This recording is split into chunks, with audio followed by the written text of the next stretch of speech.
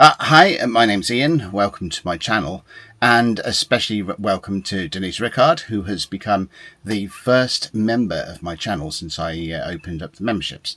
Hopefully, over time, there'll be some more bits and pieces. There's some stuff on there already, but that will be a growing library of resources and bits and pieces as we go on, and suggestions come in from members as to what to do with that and what they would like to see there. So back in the day, I was an avid collector of all things Dungeons and Dragons, adventures, rules and source books and so on, not so much on the lunchbox and paraphernalia side of things. So it's with a somewhat veteran eye, as someone who has played and refereed a number of these older modules from TSR, that I have reviewed reiterations of those older adventures as they have arrived in one form or another within the current edition of the game. So that said, this leads into this review of Quests from the Infinite Staircase, the new release of translations of older Dungeons and Dragons adventures from Wizards of the Coast. Now, what makes this book interesting from my perspective as a review subject is that two of the adventures have already received 5th edition treatments. Two are, more or less, components of wider story arcs that have not been included in this book, and two are reiterations of adventures that were produced by TSR UK, which is a branch of TSR that I have fond memories of with respect to the authors and my activities as a tournament dungeon master from the 80s and 90s. So, let's dive in. Now, this book is divided into 7 chapters, an introduction and 2 appendices. The first chapter introduces the Infinite Staircase, an extraplanar construct that we first saw in Dungeons and Dragons terms within the Planescape setting. This is another medium, along with Spelljammer and Planescape and so on, that exists within standard Dungeons and Dragons lore, through which connections to different worlds and dimensions can be accessed. And through these connections, the opportunities for adventure across the D&D multiverse is vastly extended. These opportunities exist without such connections, of course, but structures such as the Infinite Staircase make them accessible, if not always convenient. Alongside the Infinite Staircase and its nature, we are introduced to the genie Nafas. This individual inhabits the Infinite Staircase and can act as a patron for adventurers using it, conveniently guiding them to doors which connect to the adventures within the rest of the book's chapters. With the staircase as the mechanism and Nafas as the guide, virtually any setting and any adventure, published or home scribed, can thus be engaged with, regardless of the disparate nature of such things can take. The remainder of the chapters each deal with one of the adventures compiled into the volume. They are ordered by level, and each has been designed to mesh with the rest to form a multi-story campaign, taking characters from first level to beyond 11th. Because each adventure is not connected specifically, they can be swapped out easily for anything a dungeon master might seem appropriate. His or her own creations, perhaps adventures from another anthology such as Tales from the Yawning Portal, or Journeys through the Radiant Citadel, or even weaving the Infinite Staircase in with another adventure, for example, Vecna Eve of Ruin, which could act as a precursor in which player characters get used to the concept of dimension hopping. In this first section, I'll provide an overview of the adventures as they appear in the book, as spoiler-free as I can make it, and still be meaningful, bearing in mind that these are reiterations of much older adventures. Later, I'll be comparing each adventure back to its original and to other 5th edition conversions where they exist. The first adventure in the compilation is The Lost City, and here the characters explore a sunken ziggurat of a forgotten civilization, now isolated within a deep desert and, some might say, have gone relatively insane. It's a low-level dungeon crawl with the added twist of opposing factions for the characters to interact with and potentially use to their advantage. 5 relatively compact dungeon levels from the ziggurat, and summarised options are provided for a 6th level and an underground city. The 5 main levels are designed to take characters from 1st through to 4th level, with the optional expansions being increased challenge from there, in particular the 6th level, which is home to Zargon the Returner, a figure visited a few times during the history of Dungeons & Dragons. The adventure makes for a nice introduction to the game, both for players and dungeon masters. It is short, the levels are not overly complicated, and the only major role-playing challenge exists within the factions of the Lost Civilization. While playing these factions can enhance the scenario, they can also be treated in a simpler manner should this mild complexity not be desired, or the party are particularly gung-ho and don't recognise that there are indeed different factions of these strange inhabitants of the place. The second adventure is When a Star Falls, designed to take adventurers from 4th through to 6th level. This is a site-based adventure with an overarching narrative where, to be successful, the characters must travel to a number of different locations and resolve the encounters there, as a number of mini-plots that eventually coalesce into the main story arc. There are a handful of different routes through, so while there is a hint of railroad here, its presence is not detracting, and the player characters do have true agency within the scenario. The adventure offers several methods in resolving the mini-plots, so players fond of investigation and interaction will find as much, if not more, engagement to their tastes than is present in The Lost City. Beyond the Crystal Cave is the next adventure, which is designed to take characters from 6th through to 7th level. It mashes concepts from at least 2 Shakespearean plots, Romeo and Juliet and Twelfth Night, into a narrative that has the characters set out on a rescue mission for star-crossed lovers to find themselves in the Feywild, in a fey and magical garden. It's a wonderful, whimsical adventure that serves as a break from the dark corridors and big bag evils of the usual Dungeons & Dragons fare. Players that enjoyed Beyond the Wild Beyond the Witchlight should enjoy this adventure, which hopefully the player characters can bring to a far less tragic conclusion than was its Shakespearean source. We are back to dungeon crawling again with the next adventure, Pharaoh, designed to take characters from 7th to 9th level. In this adventure, the characters get to explore the magical innards of a tomb pyramid, after the style of those found in Egypt. It is an altruistic form of grave robbery here, as the characters will be breaking into the tomb in the hope of breaking a curse for its inhabitants and the land around, the anonymous pharaoh and his kingdom. It's a tricky dungeon, and even though the individual components of it are compact, they are challenging, and players will need to use their brain power to resolve each and to find the route through to the next.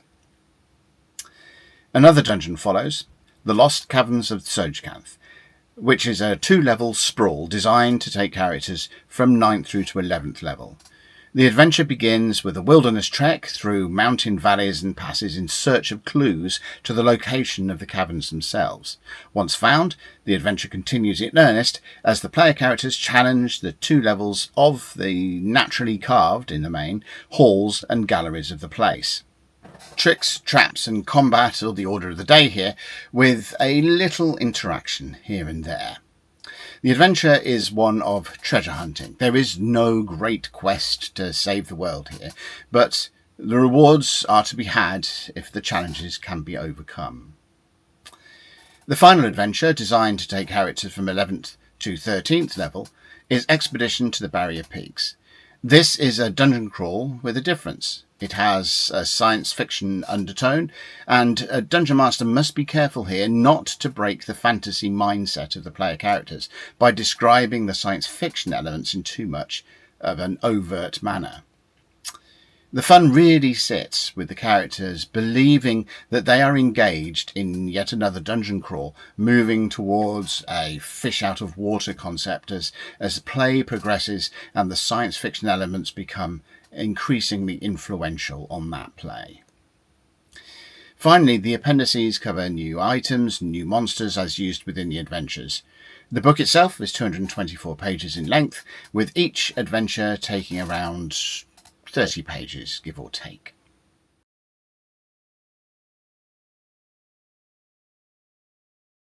The 5e reiterations within Quests from the Infinite Staircase capture the essence of their originals, mostly.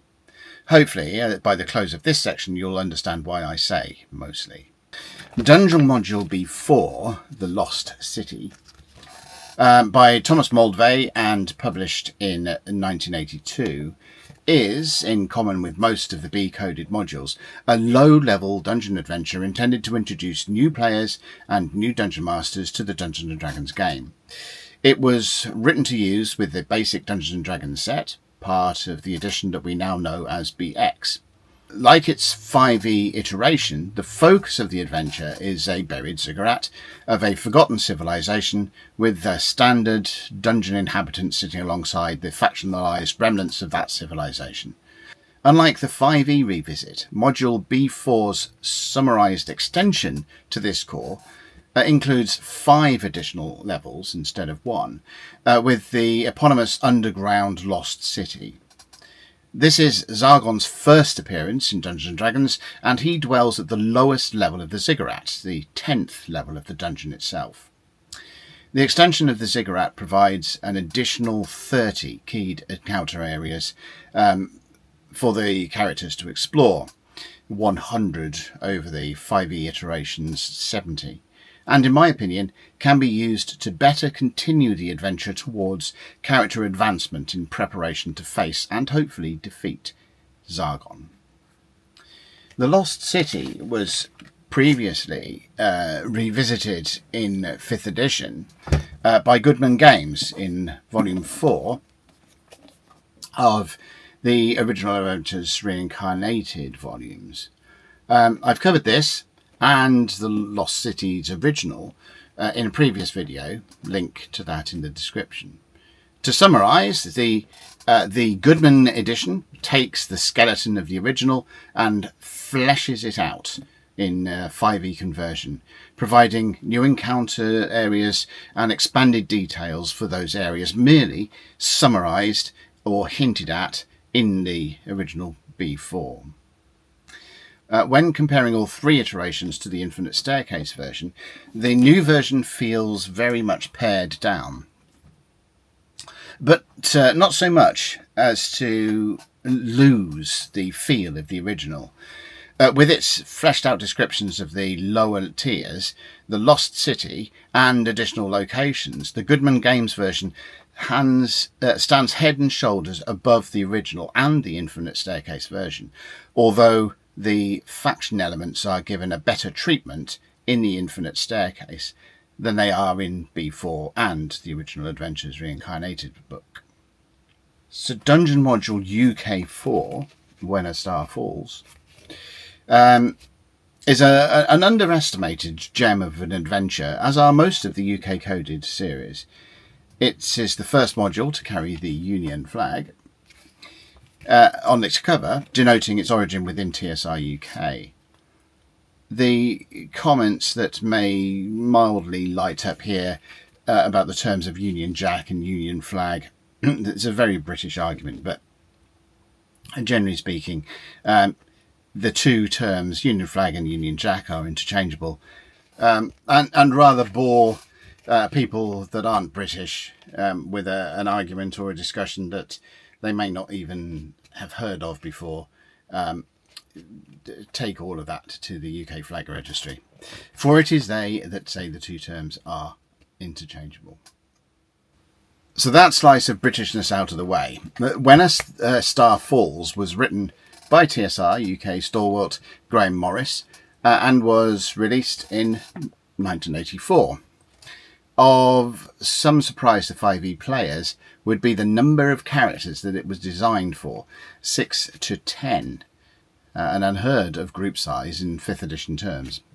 The module follows a common trait of UK adventures, not so much the initial U series, the Saltmarsh adventures, but certainly most of the UK modules and others, such as B10, Night's Dark Terror, that originated within TSR UK team, which is the portrayal of a wilderness region dotted with a number of relatively small locations, with the general situational plot which gives player characters impetus to visit the locations and agency in how each situation is ultimately resolved.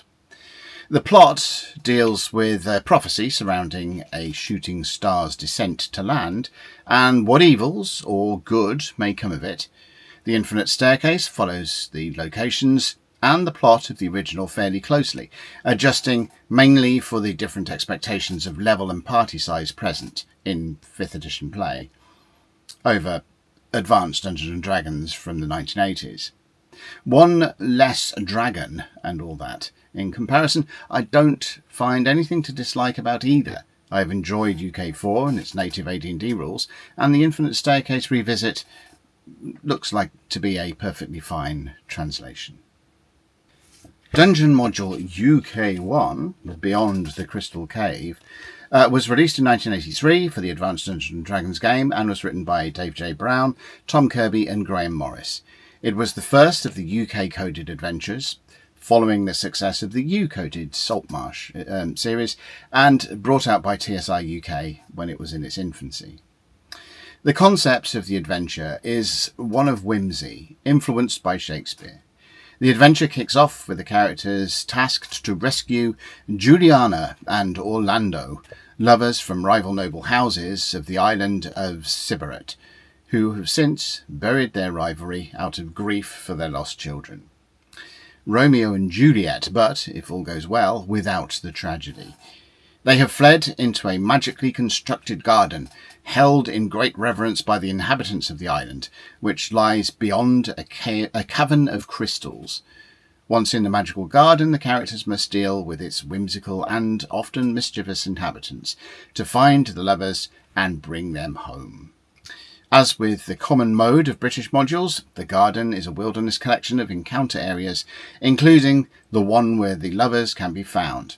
Much of the adventure involves interaction, as the beings that dwell within the garden are not generally of a hostile nature.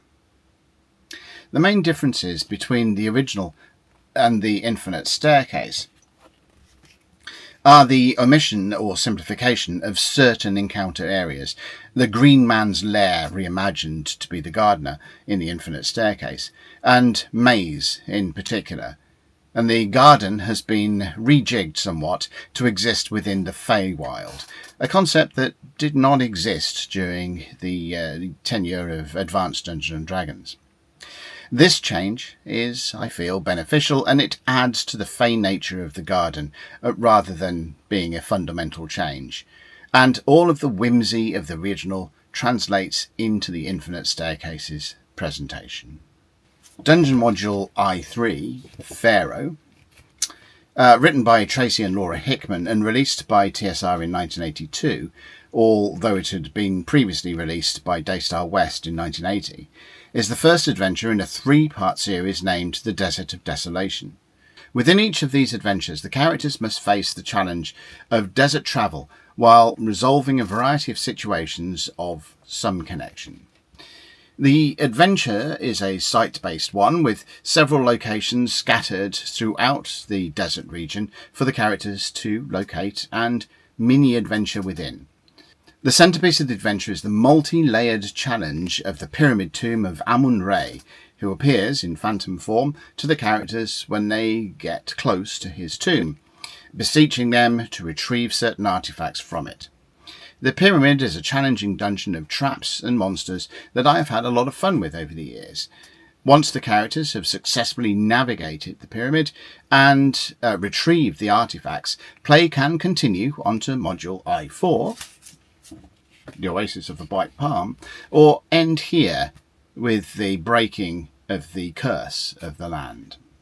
It's the latter option that the Infinite Staircase takes, and elements that link Pharaoh to the remaining adventures in the Desert of Desolation series, those we have already mentioned, plus I5, the Lost Tomb of Martek, have been removed. Also removed are the other locations within the desert that are described within I3. So the sunken city of Pazar, and the temple, and some rejigging of names as well. So Amun-Ra becomes Amun-Sa in Infinite Staircase. The adventure thus focuses on the pyramid portion of the original, providing some notes for desert travel that are otherwise a sideline to the adventure as a whole. I'm slightly annoyed by the inclusion of this one adventure within a compilation without its compatriots, in a similar way to my mild annoyance of the inclusion of the Giant series in Tales from the Yawning Portal, without the presence of the continuation of that series in the forms of Descent into the Depths of the Earth, Shrine of the Kuo-Toa, Vault of the Drowned, Queen of the Demon-Wed Pits. While Pharaoh can be run as a standalone, it does work best within the context of the entire Desert of Desolation series, and I would have by far preferred a revisit of that as opposed to the inclusion of one part of it within a collection.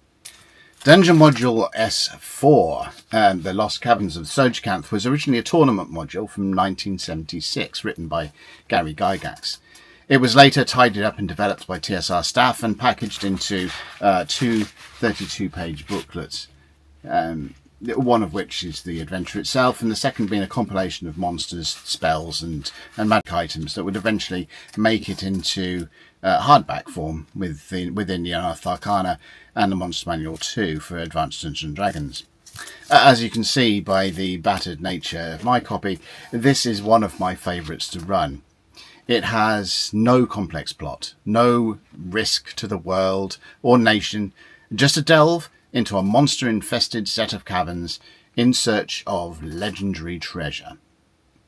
There is some thought to be had by players as they have their characters descend through the caverns, and indeed in the wilderness trek to find them in the first place. So it's not all a thug fest of hack and slash. It's 2 levels, challenges rather than frustrates, and has a satisfying concluding encounter. Player agency is in the recovery of riches rather than an overarching plot, but those that like story, there is enough background lore to the place with which to craft one. So, quintessential Dungeons & Dragons, I feel. The revisit cuts down the wilderness section of the original and omits some details that I consider essential to the exploration of the caverns. For example, Gnome Vale is summarised as a sub-quest trigger in Infinite Staircase, while it receives some attention as a base camp for expeditions to the caverns should the characters need to rest and heal in the original. The relationship player characters can forge with the gnomes in the original may also lead them onto module WG4, the Forgotten Temple of Tharizdun. While I don't view this temple as a solid companion to the caverns, as, say, the relationships of Pharaoh to the other modules of the Desert of Desolation series, it is a nice connection that is lost in the revisit. The caverns themselves remain relatively unchanged, except for some monster swaps and tinkerage here and there.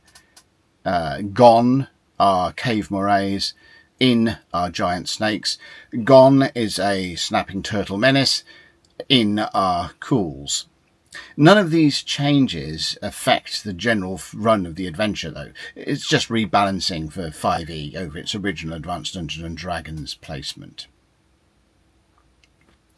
Dungeon Module S3, Expedition to the Barrier Peaks, was originally a tournament presented at Origins 2 in 1976, and intended to showcase science fiction possibilities for role-playing in concert with the release of Metamorphosis Alpha.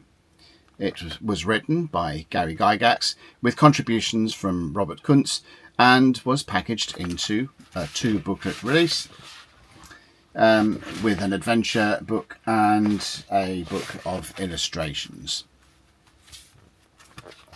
and it was repackaged in 1980 for this particular release. The adventure mixes science fiction and fantasy, with the dungeon of the adventure being a portion of a crashed spaceship. It describes 6 levels of that portion of the spaceship, with a garden deck being most prominent. The adventure does not put forward a story plot beyond the characters being sent to investigate a strange place from which weird creatures seem to emerge. What happens from there, and what player characters may return from the adventure with, is entirely down to what happens to them and how they approach the adventure. The adventure booklet presents a flowchart setup for determining characters' use of technology, which we've had lots of fun with. It forms a sort of mini game that can be played during the course of the adventure, and this is unfortunately omitted from the quest, from the Infinite Staircase iteration of it. The revisit presents 5 levels of the spacecraft, omitting levels 2, 5 and 6 of the original, and adding an entirely new level. The basic concept remains the same, however, with the exception of the plot. While the original had no real plot to write home about, the Infinite Staircase revisit adds one, a quest provider and a big bad for the characters to overcome. This is one of the reasons for the newly added level, for it is here that these new plot points exist. Expedition to the Barrier Peaks was also revised for 5e within the original Adventures Reincarnated series by Goodman Games. The Goodman iteration sticks more closely to the original, but also adds 2 levels to the spaceship, a description of the wilderness around it, and a handful of layers set within the region, in the general mode of the Goodman Games revisits. I have reviewed this as part of my series of reviews on the original Adventures Reincarnated, so again, link to that in the description. As with the Lost City, here I think the Goodman 5e does a better job of the module than the Infinite Staircase version, the latter not being given enough room or space to properly present the setting, even less so with the addition of an entirely new level. However, the new level can be slotted in quite easily into OAR 3 to bring the total number of challenging tiers to 8 or 9 if you include OAR's unmapped sublevel. Taken on its own in context, the Infinite Staircase iteration doesn't feel incomplete. It's only when it is compared back to the original, or especially the Goodman OAR version, that this comes through. It also misses out the learning processes for technological items, essentially treating them as if they were just magic items of a sort.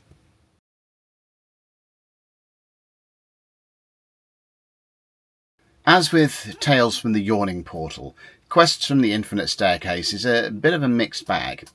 I appreciate the nostalgia of seeing older adventures revisited as much as anyone, but this volume carries with it 2 disappointments for me. They're not great disappointments, but the first is that Wizards of the Coast have decided to go over old ground that has already been retrod in a more expansive manner within the original Adventures Reincarnated volumes from Goodman Games. The second, because I feel an opportunity has been lost in revisiting great series in only a partial manner, here with respect to Pharaoh and the omission of the other parts of the Desert of Desolation series, and to a lesser extent the Lost Caverns of Sojourcanth and the curtailing of elements that, back in the day, linked through to the Forgotten Temple of Tharizdun. The Desert of Desolation sequence, especially, is one of the greats, in my opinion, and is deserving of better treatment. All in all, the book is a good collection of adventures that can be slotted into most campaigns, providing a variety of levels of play. The infinite staircase itself has proven to be a useful mechanism in the past adventures, and its presentation for 5th edition as a linking tool is just as useful, beyond the boundaries of the book itself and the adventures that it presents. As a nostalgic companion piece to Tales from the Yawning Portal, it is a good match, and also fits within the growing library of short adventure compilations alongside Keys from the Golden Vault and Journeys through the Radiant Citadel. On a final note, we now have the Infinite Staircase and Sigil and Spelljamming restored to the worlds of Dungeons and Dragons, along with the new edition of the Radiant Citadel as joining as nexuses. Isn't it about time for that old multi-dimensional drinking establishment, the World Serpent Inn, to make a reappearance, to complete the deck of adventure linking tools for the fingertips of multi-dimensional minded dungeon masters?